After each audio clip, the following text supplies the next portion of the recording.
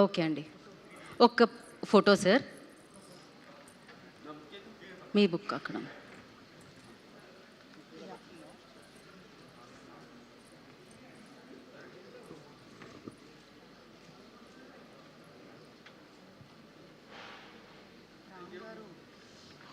Yes.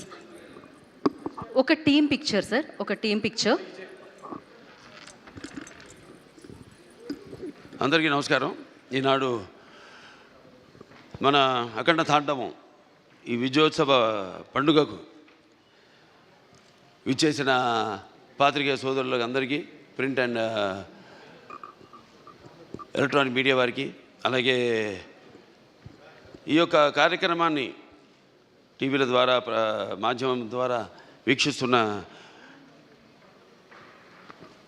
Telugu ప్రేక్షకులందరికీ, ప్రేక్షక దేవుళ్ళందరికీ నా హృదయపూర్వక కళాభివందనాలు తెలియజేసుకుంటున్నాను.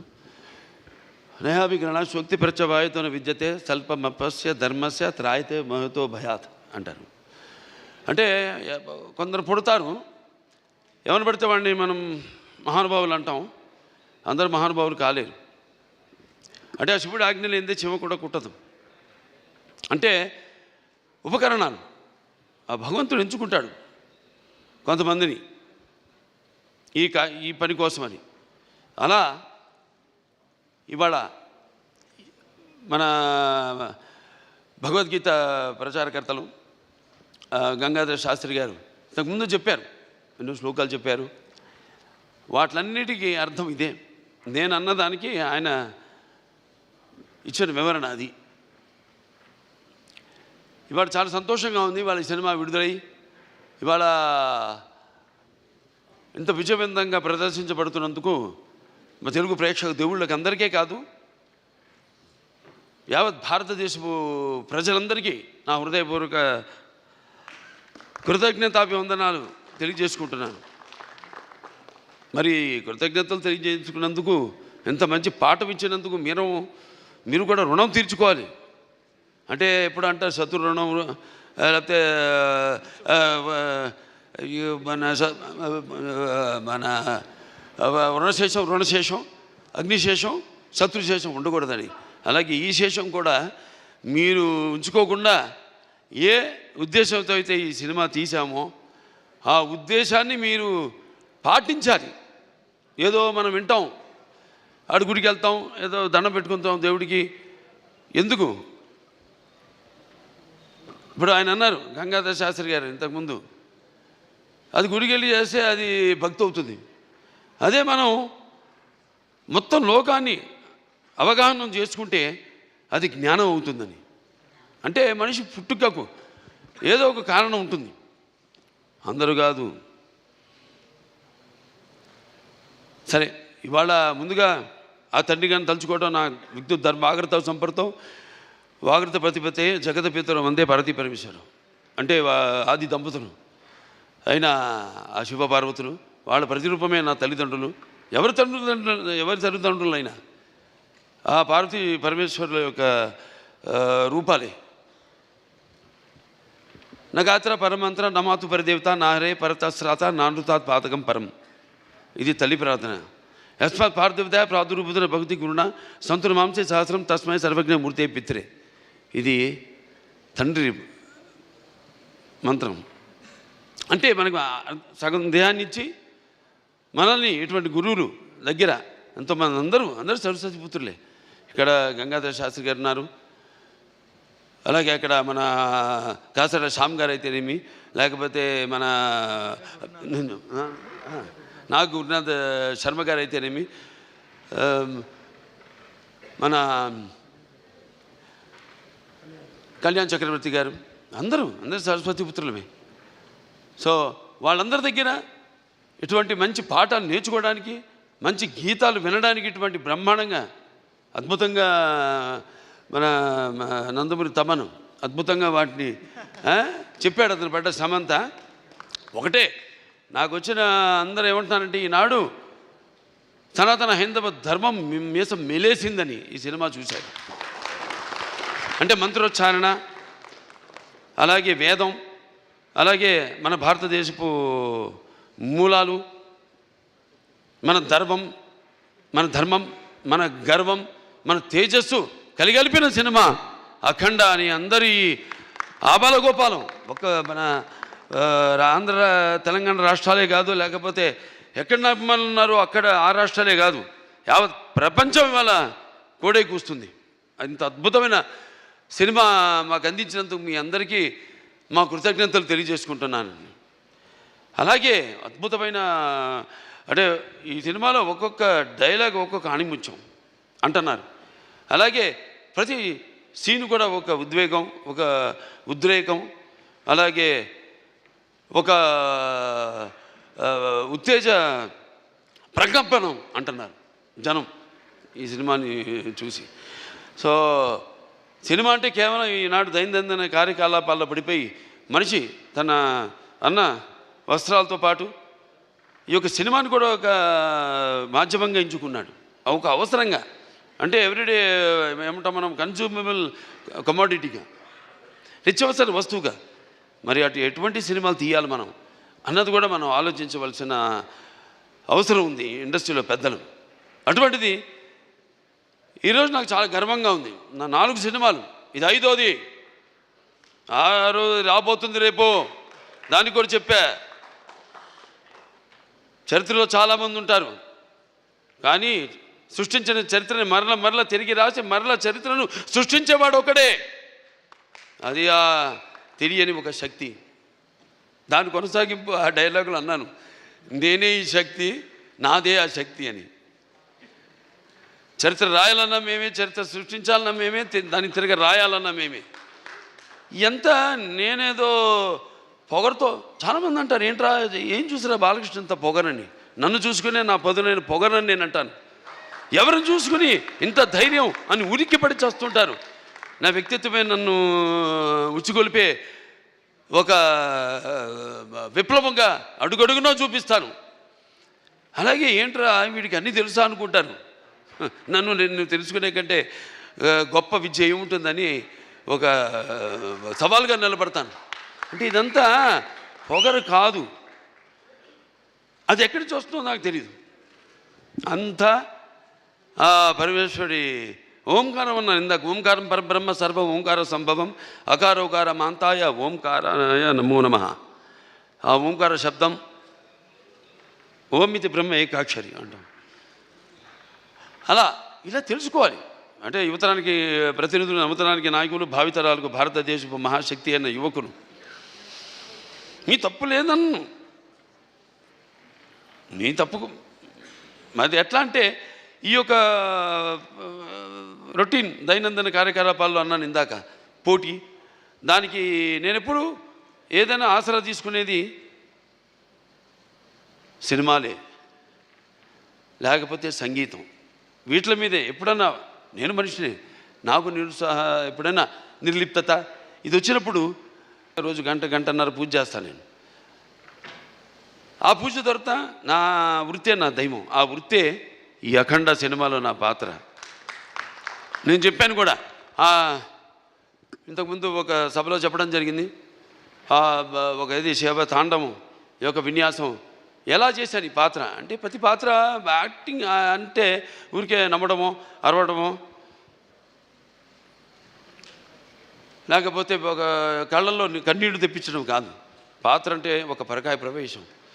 అది ఒక నందమూరి ఎన్టీ రామారావు గారు. ఎందుకంటే నేను చెప్పాను ఇంతకుముందు, ఆయన తలుచుకోకుండా ఏ సభ నేను అంటే నాకు ఇంత ధన్యమైన జన్మనిచ్చే నన్ను మీ అందరి గుండెల్లో ఆయన ప్రతిరూపంగా నిలిపినందుకు,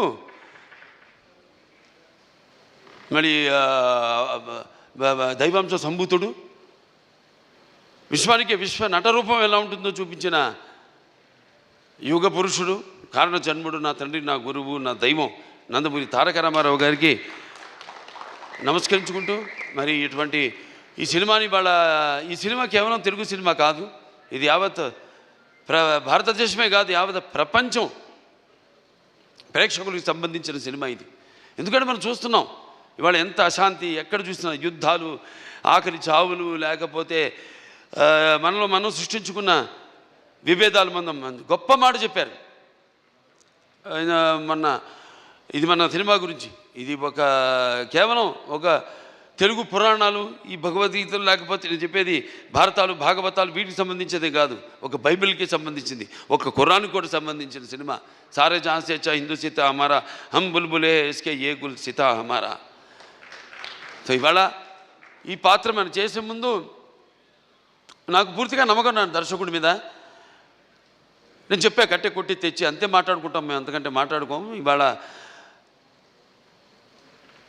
మనం బ్యాట్మ్యాన్లు, సూపర్ మ్యాన్లు, వీటిలన్నిటి గురించి మాట్లాడుకుంటాం. లేకపోతే నాన్నగారు వాళ్ళు చేసిన పౌరాణికాల్లో బాణాలు వేయడం, అగ్ని రావడం, నీళ్లు రావడం, దాంట్లో నుంచి బాణాల్లో నుంచి, లేకపోతే మొత్తం అట్లా పడిపోవడం, కళ్ళు తిరిగి, ఇవన్నీ చూస్తుంటాం. ఇది కూడా ఇప్పుడు జరుగుతున్న ఏవైతే పరిణామాలు ఉన్నాయో వాట్లను నేను చెప్పా, సినిమా మాధ్యమం అంత గొప్ప మాధ్యమం ఇంకోటి లేదు. దానికి సరిగా వాడుకోవాలి మనం. దాన్ని మనం ఇప్పుడు ఇవాళ మన వేదాల నుంచే దాన్ని బట్ట విశ్వనాథ శాస్త్రి గారు నానాడు జర్మన్స్ హిట్లర్ టైంలో ఆయన్ని కిడ్నాప్ చేసి తీసుకెళ్ళిపోయి మన వేదాలని తర్జుమా చేసి అధర్వణ వేదంలోని ఈ కంప్యూటర్స్ ఏవైతే ఉన్నాయో, లేకపోతే మిగతా ఈ అణు బాంబులు, ఇవన్నీ కూడా కనిపెట్టింది ఆ వేదాల నుంచే. అలాగే శుశ్రూషుడు అని మన భారతీయుడు, ఒక డాక్టర్, వైద్యుడు, ఆ రోజుల్లో ఋషి ఆయన. ఎటువంటి మత్తు ఇంజక్షన్ ఏమి ఎనస్థీషియా లేకుండా ఆపరేషన్లు చేసిన మహానుభావుడు ఆయన. ఇవాళ ఆస్ట్రేలియాలో ఉంది, మెల్బోర్న్లో ఆయన బస్ట్ స్టాచ్యూ ఉంది అక్కడ, మెల్బోర్న్ యూనివర్సిటీ ఆఫ్ సర్జరీలో. ఇలా మనం చెప్పుకోవాలి. ఇలా మనం చెప్తే కానీ మన యువతరానికి అర్థం కాదు. కానీ నా అదృష్టం ఏంటంటే అందరు చెబితే అందదు, ఫలం అందదు. నా సినిమాలు వాటికి 5వ సినిమా అని చెప్పాను. నా మొదటి సినిమా అఖండ, అది కూడా ఒక పరీక్షే. కోవిడ్ టైంలో విడుదలైంది సినిమా. అసలు రారు జనం థియేటర్లో కొన్న టైంలో ధైర్యం చేసాం, భగవంతుడి మీద భారం వేసి సినిమా రిలీజ్ చేసాం. అఖండ విజయం సాధించింది అఖండ. ఆ తర్వాత మిగతా సినిమాలన్నీ అందరికీ, నిర్మాతలకి ధైర్యం వచ్చి వాళ్ళ సినిమాలని విడుదల చేయడం జరిగింది. ఆ తర్వాత నేను చేసిన వీరసింహారెడ్డి అయితేనేమి, లేకపోతే దాని తర్వాత నేను చేసిన నెలకొండ భగవత్ కేసరి అయితేనేమి, డాకు మహారాజు అయితేనేమి, ఇప్పుడు ఈ అఖండ, తాండవం, ఇన్ని 5 విజయాలంటే నా విజయాలు అనుకోను. నేను ఏదైతే మేమందరం అనుకుంటున్నాము, ఇది నా ఒక్కడి వల్ల కాదు. నేనేదో ఒక చిన్న పాయింట్ చెప్పచ్చు, డైరెక్టర్ గారు చెప్పచ్చు, దాన్ని మనం సినిమాగా చూపించినప్పుడు, అంటే కళ్ళు మూసుకున్నప్పుడు కనేది కళ, కళ్ళతో అభినయించేది కళ, నిద్రపోతున్నప్పుడు కనేది కళ, నిద్రపోతున్న సమాజాన్ని మేల్కొల్పేది కళ. ఈ 4-5 సినిమాల్లో అందరికీ సందేశం ఇవ్వడం జరిగింది.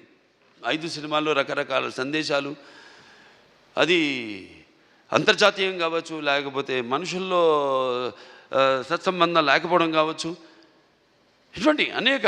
లేకపోతే ఇప్పుడు అఖండ 1లో ఉంది, అంటే పిల్లల జోలికి, లేకపోతే ధర్మం జోలికి, లేకపోతే ప్రకృతి జోలికి వస్తే ఏమవుతుందో చూపించాం. ఇప్పుడు అఖండ 2లో మరి అప్పుడంటే దేవుడు మనిషిలో పూనాడు, ఇప్పుడు మనిషే దేవుడైతే ఏమవుతుంది? ఇందాక అన్నారు సంభవామి యుగే యుగే అన్నదే ఈరోజు సినిమాలో చూపించాం. దీన్ని ప్రేక్షకులు ఇంత ఆదరించి, ఇంత కేవలం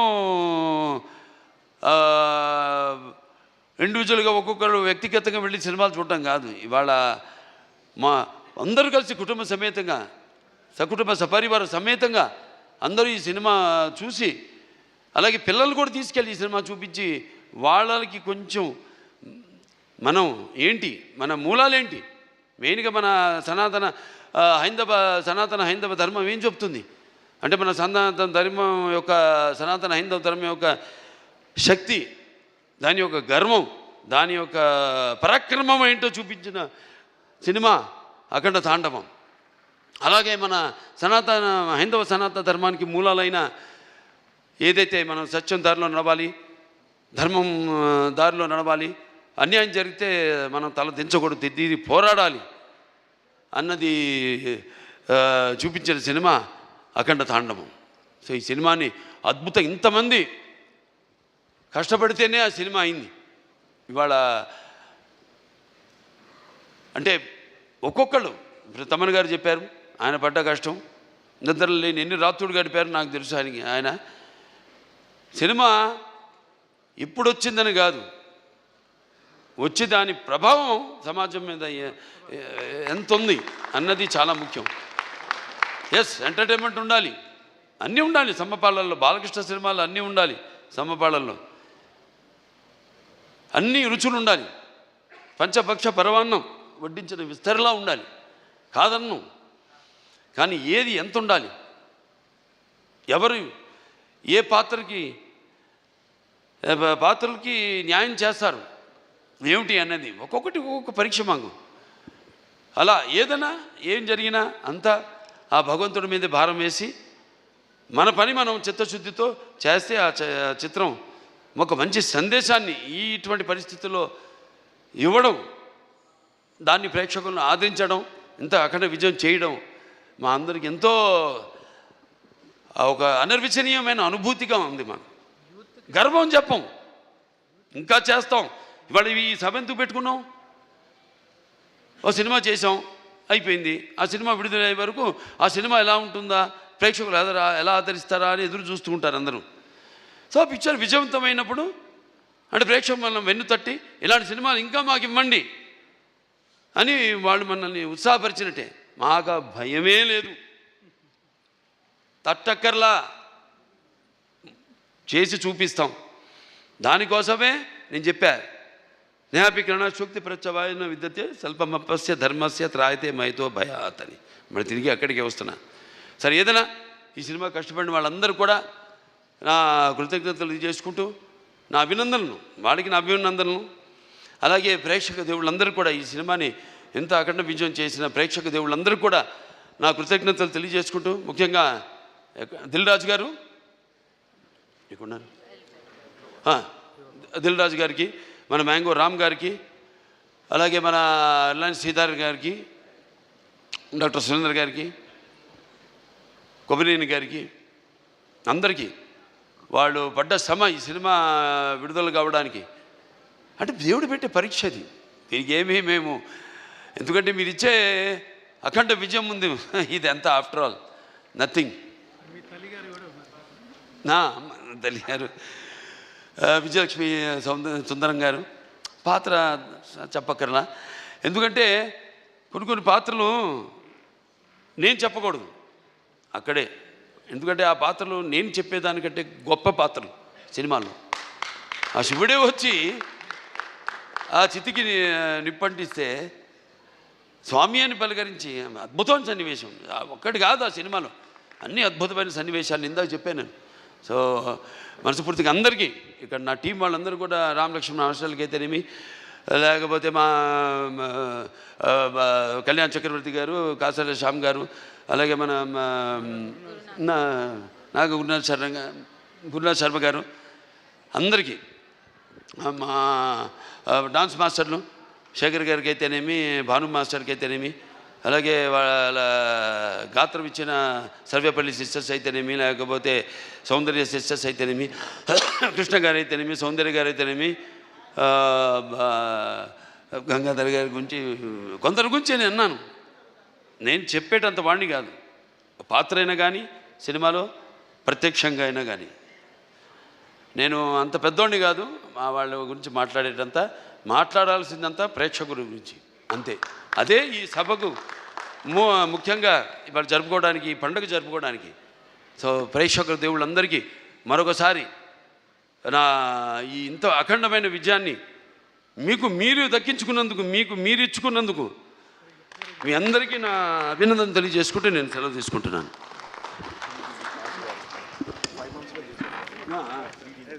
సో నందమూరి నటసింహం బాలకృష్ణ గారికి మరొక్కసారి కృతజ్ఞతలు అండ్ కంగ్రాచులేషన్స్ తెలియజేసుకుంటున్నాము.